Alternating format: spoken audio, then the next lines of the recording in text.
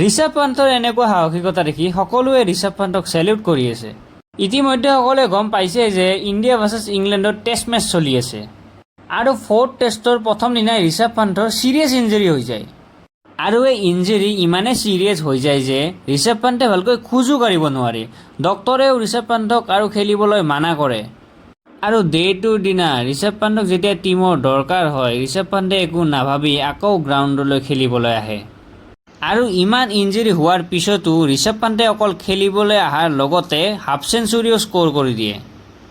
ঋষভ পান্থৰ এই সাহসিকতা দেখি তাতে থকা ষ্টেডিয়ামৰ সকলো মানুহে ঋষভ পান্থক ষ্টেণ্ডিং অভেশ্যন দিয়ে আৰু ইংলেণ্ড ক্ৰিকেটাৰ জো ৰুটেও ঋষভ পান্থৰ এই সাহসিকতাক এপ্ৰিচিয়েট কৰে। ভাৰতৰ ক্ৰিকেট দলত ঋষভ পান্থৰ দৰে এনেকুৱা সাহসী খেলুৱৈ থকাৰ বাবে সকলো ভাৰতীয় গৌৰৱ অনুভৱ কৰিব লাগে আৰু এই সাহসিকতাৰ বাবে মোৰ ফালৰ পৰাও ঋষভ পান্থলৈ সদায় চেলিউট থাকিব।